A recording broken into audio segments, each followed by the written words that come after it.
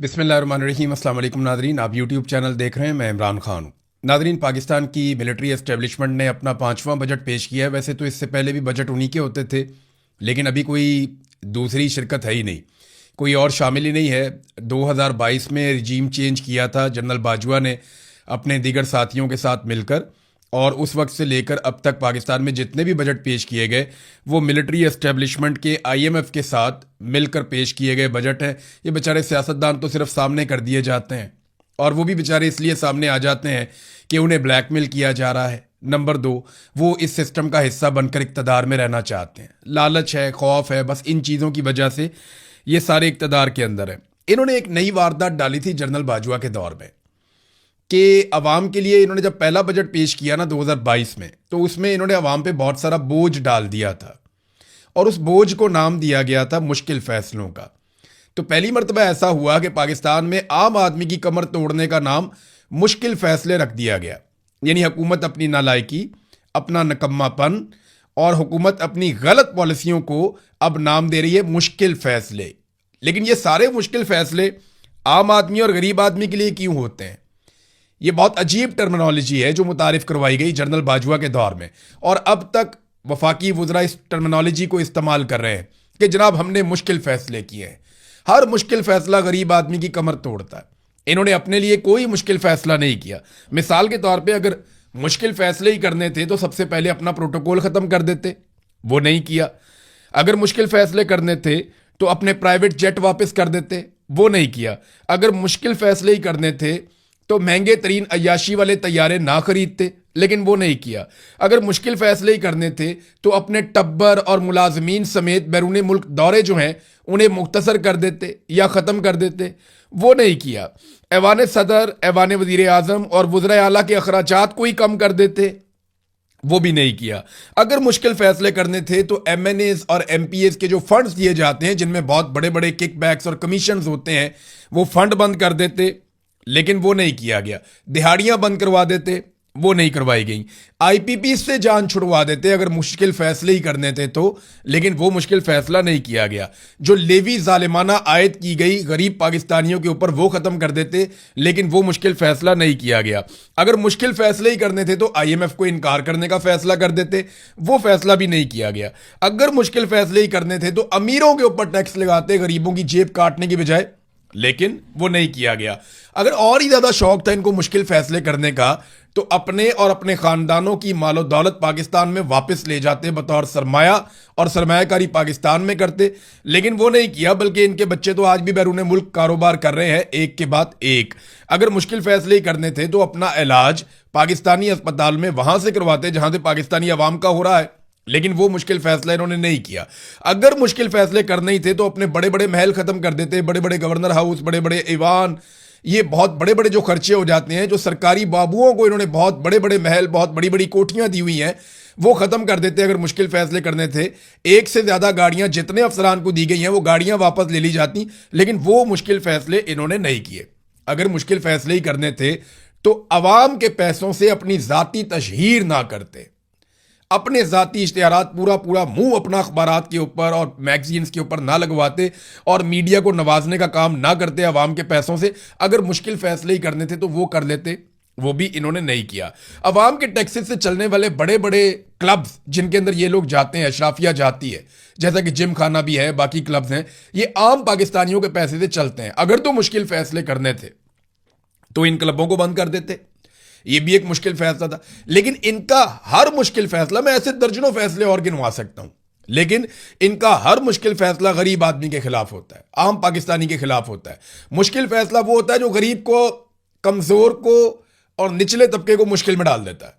इनका मुश्किल फैसला कभी भी बड़े आदमी को, एलीट क्लास को वो परेशान नहीं करता, वो राजी रहते हैं। उनको अरबों डॉलर्स की छूट दी जाती है टैक्सेस के अंदर। फौजी फाउंडेशन के जो इदारे हैं उनको इतनी बड़ी छूट दी जाती है कि आप कैलकुलेट करें तो गरीब को तो उसके बदले में मिलता ही कुछ नहीं है। तालीम और सेहत के ऊपर इनका खर्चा जरा चेक करें। वैसे तो माजी में भी कोई बड़ी अच्छी मिसालें नहीं थी, लेकिन पाकिस्तान तहरीक इंसाफ के दौर से इसका मुवाजना करते हैं इमरान खान साहब का आखिरी बजट और आज का बजट। इमरान खान साहब का जो आखिरी बजट था उसमें जो तालीम के ऊपर पैसा खर्च हो रहा था, अगर परसेंटेज में आप निकालें तो 1.77%, 1.77% खर्च हो रहा था इमरान खान साहब के दौर में तालीम के ऊपर। ये वफाकी बजट की बात बता रहा हूं। सेहत के ऊपर जो है वो 1.40% जो है वो खर्च कर रहे थे। मौजूदा हुकूमत परसेंटेज में इससे आधा खर्च कर रही है, यानी 0.8% और 0.8% तालीम पर और सेहत पर। इमरान खान साहब ने सूबों में एक हेल्थ कार्ड दिया था, हर आदमी की जेब में 10 लाख रुपया डाल दिया था कि जनाब आप 10 लाख रुपए तक का इलाज आप जब चाहें करवा सकते हैं, ये पैसा आपको खर्च नहीं करना पड़ेगा। लोगों ने बहुत फायदा भी उठाया।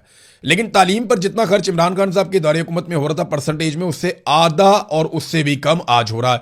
हेल्थ पे जितना खर्च हो रहा था वो भी उससे आधा खर्च हो रहा है।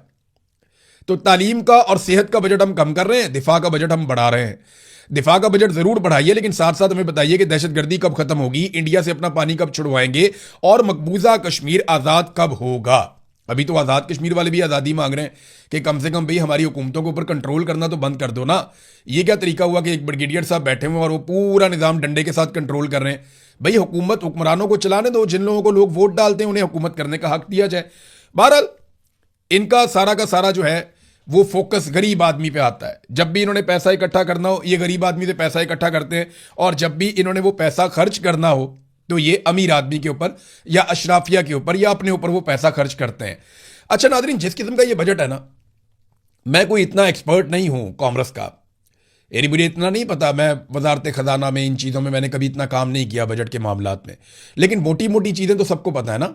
मैंने अपनी इकोनॉमिक्स पढ़ी है और जितनी मैंने पढ़ी है उसके मुताबिक मुझे आइडिया है कि ये कौम के साथ क्या करने जा रहे हैं। एक आम आदमी को, एक बच्चे को भी पता चलता है कौम के साथ क्या करने जा रहे हैं। अगर नहीं पता चलता तो अपोजिशन को पता नहीं चलता। पाकिस्तान तहरीक इंसाफ की जगह अगर कोई भी अपोजिशन होती तो इस बजट की धज्जियां बखेर देती, इनको तबाह बर्बाद कर देती। लेकिन पाकिस्तान तहरीक इंसाफ ने एक मरतबा फिर अच्छे बच्चों का किरदार अदा किया, कोई बात नहीं की, कोई सख्ती नहीं की, बड़े प्यार से एक शेर सुनाया और बाइकआउट कर दिया। ये जी पाकिस्तान तहरीक इंसाफ की टोटल हिकमत अमली है।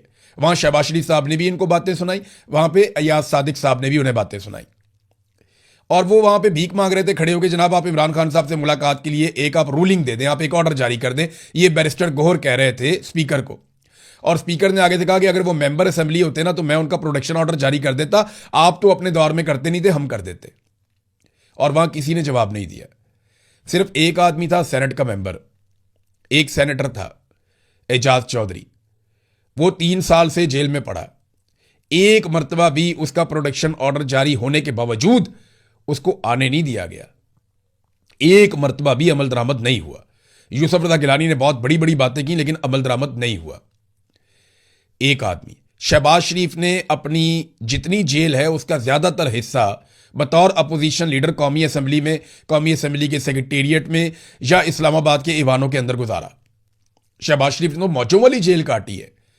मैंने आपको पर्ची एक दफा दिखाई थी कि ये सुबह का नाश्ता करते हुए दोपहर का खाना लिख कर देता था, दोपहर का खाना खाते हुए रात का खाना लिख कर देता था। इसकी एक दिन में 4-4 मुलाकातें होती थी और रोज मुलाकातें होती थी, और प्रोटेक्शन ऑर्डर इसकी जेब में पड़ा रहता था, जब दिल करता था ये आ जाता था। परवेज इलाही ने जितना ओब्लाइज किया हमजा शहबाज को कोई सोच भी नहीं सकता। हमजा शहबाज को शहजादों की तरह रखा परवेज इलाही ने जब वो जेल के अंदर बनता करप्शन के केसेस में। ये इन्होंने इनको फैसिलिटेट किया। नवाज शरीफ की रोजाना कितनी मुलाकातें होती थी, लेकिन आज अयाज सादिक इन्हें बात सुना रहा है और ये आगे से जवाब ही नहीं दे पा रहे कि हम तो आपके प्रोटेक्शन ऑर्डर रोजाना जारी करते थे। वहीं पे असद कैसर साहब बैठे हुए थे, वो बताते कि हमने तो आपका प्रोटेक्शन ऑर्डर एक दिन भी नहीं रोका और आपने हमें आज तक प्रोटेक्शन ऑर्डर दिया ही नहीं। अव्वल तो किसी को मेंबर नहीं बनने दिया, और जो रह गया था मेंबर इक्का दुक्का वो उनको आने नहीं दिया कभी भी, वो कभी भी नहीं आ सके। ये एस्टेब्लिशमेंट ने कंट्रोल किया। और वो ये भी कह रहे थे कि हम तो मुज़ाकरात करना चाहते थे आपके साथ, हमने तो 2-3 दफ़ा बिठाया भी तो आप ही उठ के चले जाते हैं। तो वहां पे भी इनकी ज़ुबान बंद हो गई। लास्ट टाइम जो मुज़ाकरात हुए इमरान खान साहब की इजाज़त से, वो मुज़ाकरात ख़त्म इसलिए हुए थे कि अपोजिशन ने हुकूमत से रिक्वेस्ट की कि इमरान खान से मुलाकात करवा दें, जो चीज़ें हम आपस में तय कर रहे हैं इन चीज़ों पे हम उनसे मुशावरत करने के बाद आपके साथ मुआहदा कर लेंगे। हुकूमत ने कहा ठीक है जी, हम आपकी मुलाकात करवा देते हैं इमरान खान साहब से, लेकिन उसके बाद मुलाकात ना हो पाई।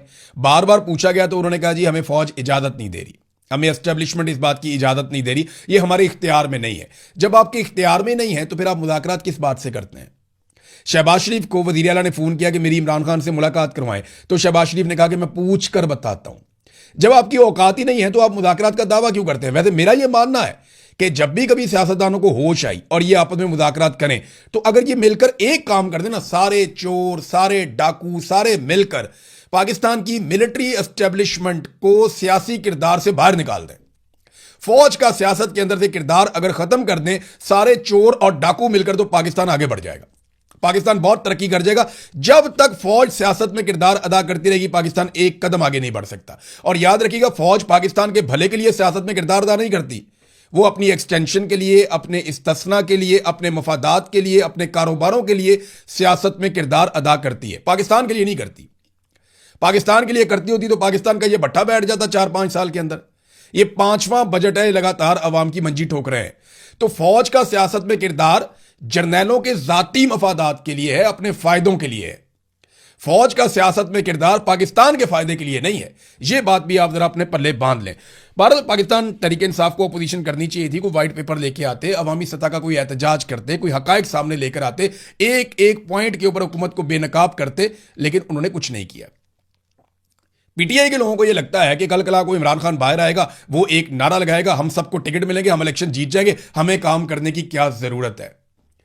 भाई, अपोजिशन की एक रिस्पॉन्सिबिलिटी होती है। आपको जबरदस्ती अगर अपोजिशन में बैठा ही दिया है, तो आप अपनी जिम्मेदारी तो अदा करें। आम आदमी के लिए आवाज तो उठाएं।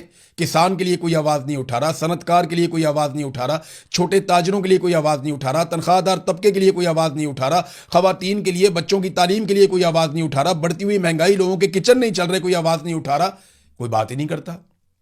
क्योंकि ये सारे अशराफियां हैं, इनके पास पैसे हैं, ये आराम से अपना बिल पे कर देते हैं, और इनको भारी पैसा मिलता भी है असेंबलियों में बैठने के एवज, और यहां पे बैठ के ये अपनी बातें करके चले जाते हैं। पैसा इनको कौम देती है, और कौम के लिए ये कोई काम नहीं करते। अपोजिशन ने किसी सूरत भी अवाम के लिए कोई आवाज नहीं उठाई इस वक्त तक। जो काम उन्हें करना चाहिए था उन्होंने नहीं किया, बल्कि कॉपरेशन की है। पाकिस्तान तहरीक इंसाफ की वाहिद एक सूबाई हुकूमत है, उन्होंने इतनी कॉपरेशन की है कि कोई दोस्त भी इतनी कॉपरेशन ना करता जितनी इन्होंने कर दी है। और बदले में क्या लिया, ये मैं आपको बताता हूं आगे चलकर। शहबाज शरीफ साहब ने एक नई ऑफर भी कर दी है, लेकिन मैं आपको याद दिलाऊं, मैंने आपसे नादरीन जिक्र किया था एक टैप टैप सेंड एप्लीकेशन का। इससे आप पैसे पाकिस्तान में भिजवा सकते हैं। ये खासतौर पे ओवरसीज पाकिस्तानियों के लिए था, और मैंने आपको बताया था कि इसमें 2-3 चीज़ें बड़ी अहम हैं। नंबर 1 तो ये बड़ा फास्ट ट्रैक है, आपके पैसे जल्दी से पाकिस्तान पहुंच जाते हैं। नंबर 2 ये है कि इसका एक्सचेंज रेट भी अच्छा है, और नंबर 3 ये है कि ये महफूज जरिया है, आपके पैसे महफूज तरीके से पाकिस्तान पहुंच जाएंगे। तो आप अमेरिका में हैं, यूरोप में हैं, बरतानिया में हैं, दीगर ममालिक में हैं, कनाडा में हैं, तो आप पाकिस्तान में पैसे भेजना चाहते हैं, तो आप टैप टैप सेंड एप्लीकेशन को इस्तेमाल कर सकते हैं। जैसा कि मैंने पहले भी आपसे कहा था, काफ़ी लोगों ने इसको इस्तेमाल किया है, अच्छा फीडबैक भी आया है। लेकिन अगर आप मेरा प्रोमो कोड इस्तेमाल करेंगे पैसे भेजते वक्त, जो कि IRK है, इमरान रियाज खान से IRK, आप मेरा प्रोमो कोड इस्तेमाल करेंगे तो आपको बोनस भी मिल जाएगा। तो ये एक अच्छी बात है। तो टैप टैप सेंड एप्लीकेशन मैं एक मरतबा फिर आपको याद दिला रहा हूं। जी नादरीन, तो शहबाज शरीफ साहब ने, मैं आपसे बात कर रहा था सियासत के ऊपर, तो शहबाज शरीफ साहब ने मुज़ाकरात की दावत दे दी एक दफ़ा फिर फ्लोर ऑफ द हाउस खड़े होकर। अब क्या वाकई ये संजीदा है? तो मुझे नहीं लगता, क्योंकि अगर ये मुज़ाकरात होने और किसी नतीजे पर पहुंचने, देखिए एंगेजमेंट तो वो चाहते हैं, हर वक्त अपोजिशन को एंगेज करके रखें, उनके साथ बातें होती रहें, चीज़ों को नॉर्मलाइज किया जाए, और ये हुकूमत जो है इसके जवाब में इजाफा हो, ये लिजिटिमेट गवर्नमेंट बन जाए कि जनाब ये गवर्नमेंट है, वाकई गवर्नमेंट है।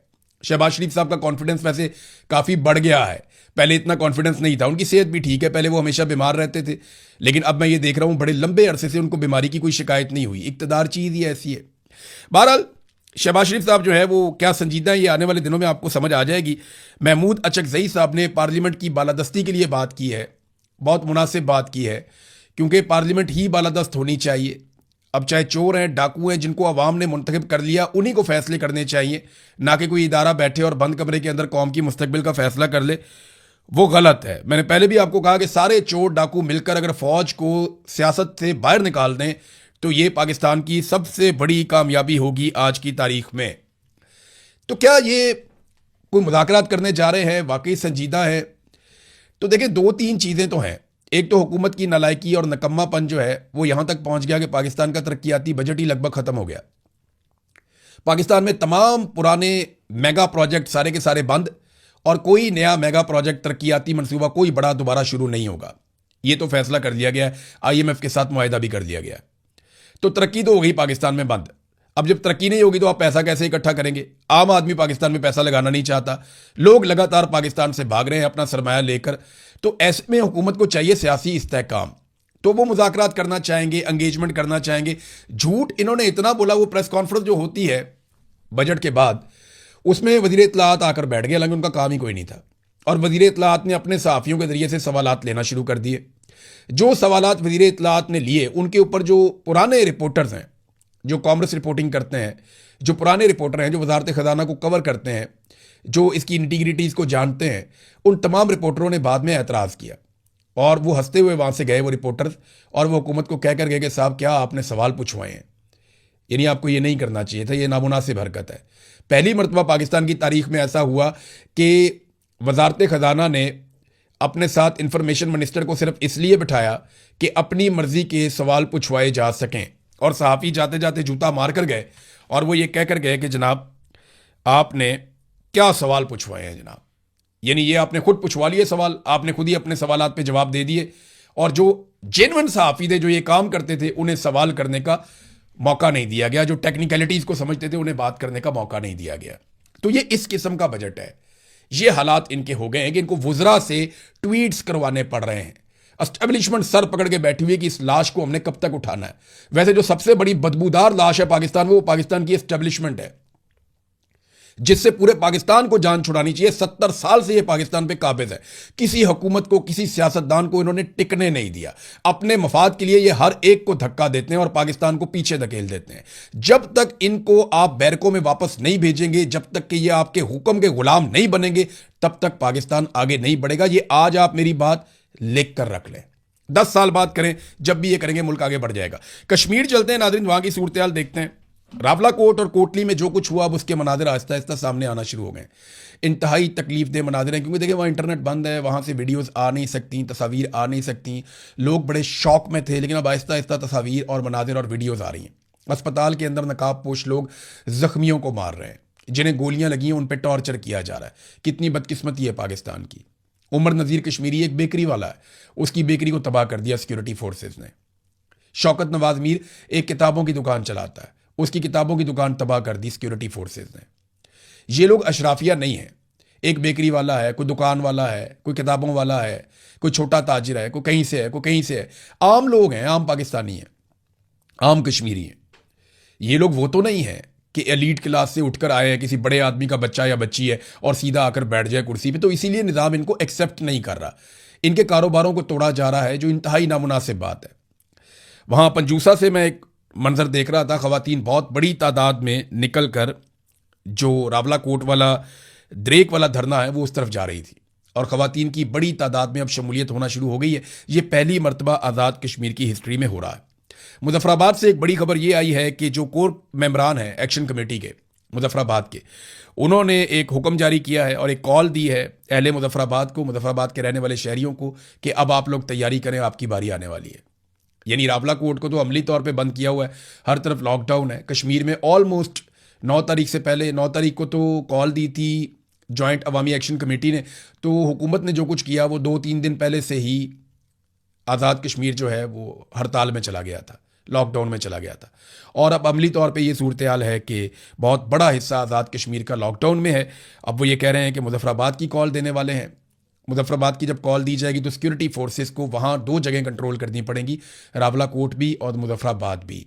जो मनाजर रावला कोट और कोटली से आ रहे हैं, अगर ये फैलते हैं सोशल मीडिया पे, तो नफरत में इजाफा ही होगा। तो एस्टेब्लिशमेंट को ये बात सियासतदानों को बैठकर समझानी चाहिए। जितने सियासतदान हैं उन्हें पकड़ के एस्टेब्लिशमेंट को बैठाकर ये बात समझानी चाहिए कि आप नफरत फैला रहे हैं, आप गोली चला रहे हैं, आप आग लगा रहे हैं, ये बाद में हमें बुझाना पड़ेगा। पहले भी आपने मुल्क तोड़ दिया था, खुदा का वास्ता बाद आ जाइए। बलूचिस्तान में आपने नफरत फैलाई है, कबायली इलाकों में आपने नफरत फैलाई है, पश्तूनों में, बलोचों में, मुहाजिरों में, बंगालियों में और अब कश्मीरियों में। आपने हर तरफ पाकिस्तान में नफरत की आग लगाई है। इस आग को मज़ीद मत लगाइए। आग बुझाना ज़्यादा मुश्किल होता है, लगाना बहुत आसान होता है। अब तक के लिए इतनी, अपना ख्याल रखिएगा, अपने इस चैनल का भी। अल्लाह हाफिज़।